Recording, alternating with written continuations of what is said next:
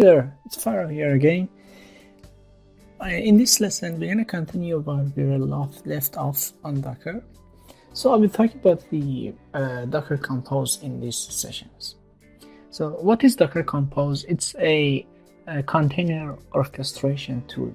What it means is that when you have a very large application with many containers, it's very hard to use Docker CLI to manage them, to run them, and then to do all stuff management and volume management on network through Docker CLI. So we use Docker Compose, and now Docker Compose is part of Docker CLI, which means that you don't need to install Docker Compose.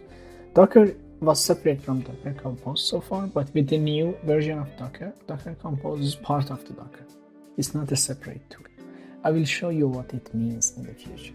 To give you an example, we create a Docker Compose file. It's a YAML file with the syntax as shown on the left side.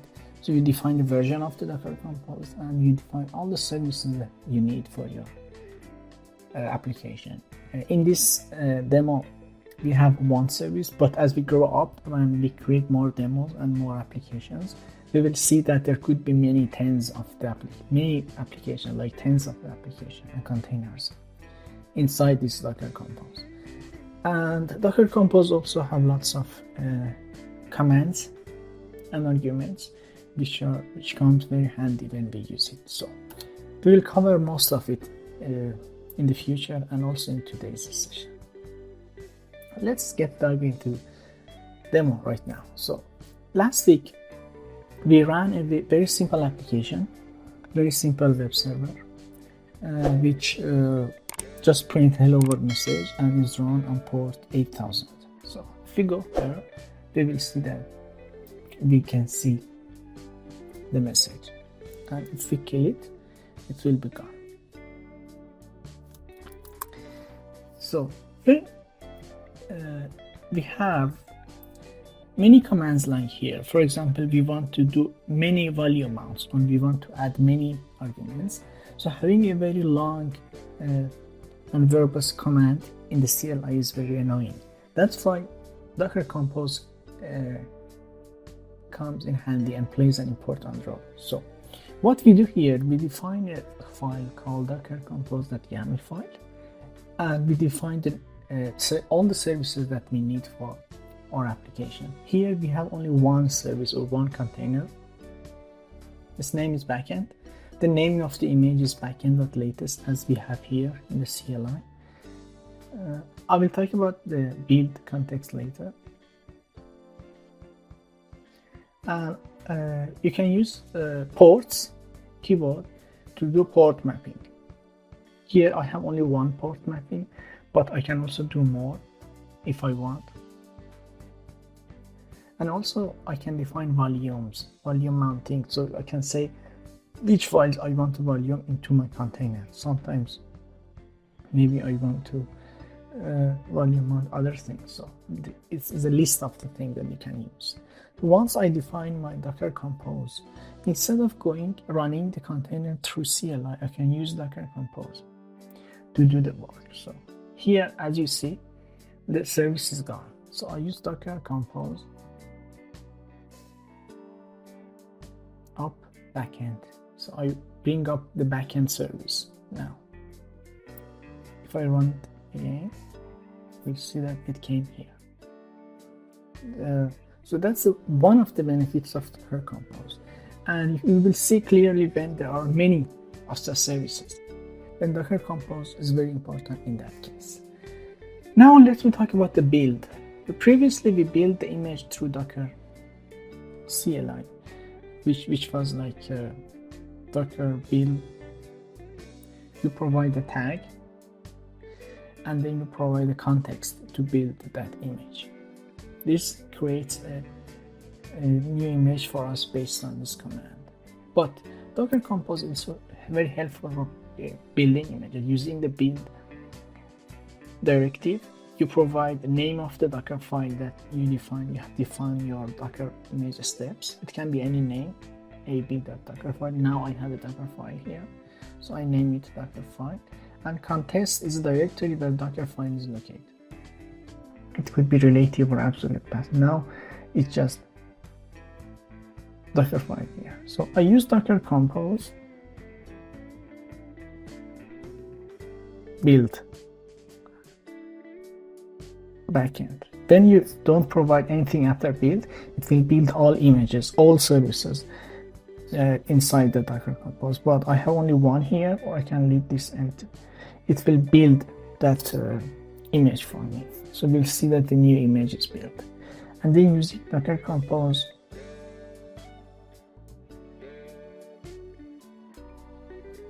backend, or you will bring up the service again. So it's loading. We will see that something is wrong here. So I have changed. That was the next thing I wanted to cover. So I will build the image again.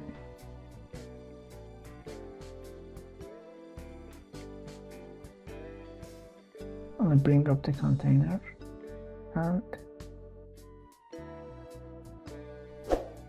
it will create the same file. One more thing I want to cover is that now, as you see, whenever I change my source code,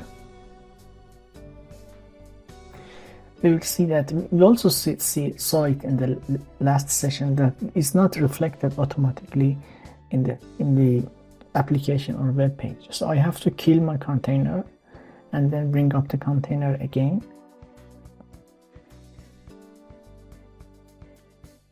And then I see the changes there. So I'm going to teach you how you can do this automatically reload of the resources through a tool called Gonicorn.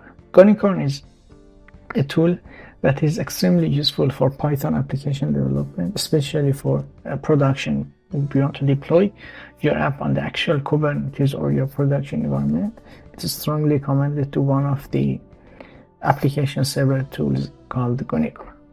The way it works that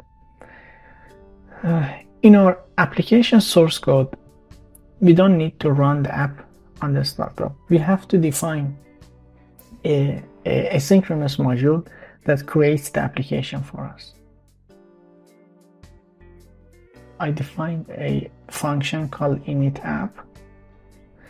In this initial app, I create a new web application and I define my routes and I return the app. So instead of running the web app directly, I create a module called init app and I use this init app for my Gonicorn. So Gonicorn can bring up the module for us instead of us directly bring up. So it's useful for managing the loads. For example, in the Gonicorn, you can control how many processes or how many workers you want to run, and you can customize that.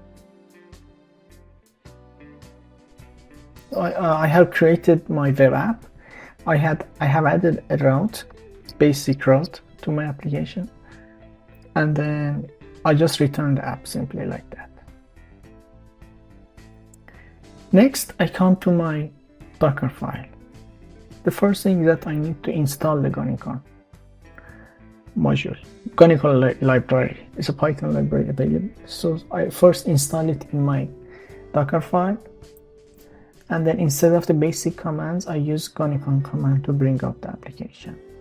The command, as you see, first you need to define the binding, which port number the container is running on, 8000.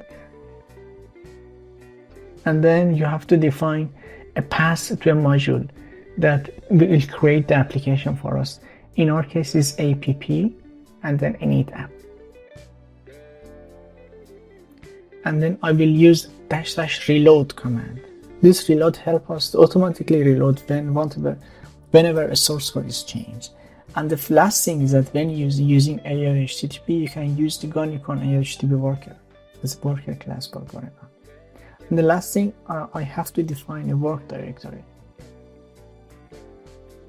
Work directory is a base directory that container will bring up. I may not define it as optional. I have to define it because it's related to IP5. So I define my work directory here. And then that's all.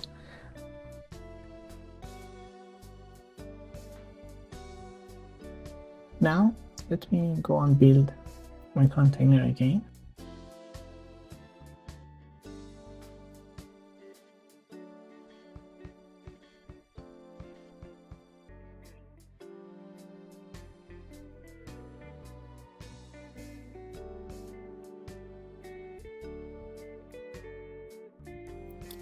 Let's bring up the backend form.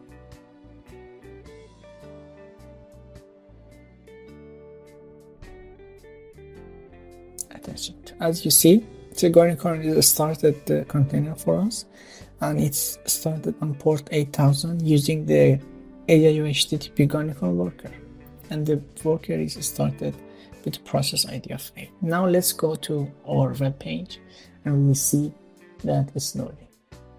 If I change the source code, it should automatically load the server container for. So I changed it. As you see, it detected a change, reloaded the file, and recreated the process. And by going to my web page, I can easily see the changes. Hope you enjoyed this so far. So far, we covered basics of Docker. We covered Docker Compose. More will be taught as we have more complex application.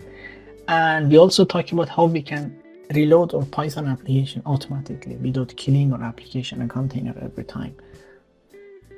Thank you very much for watching, and then have a great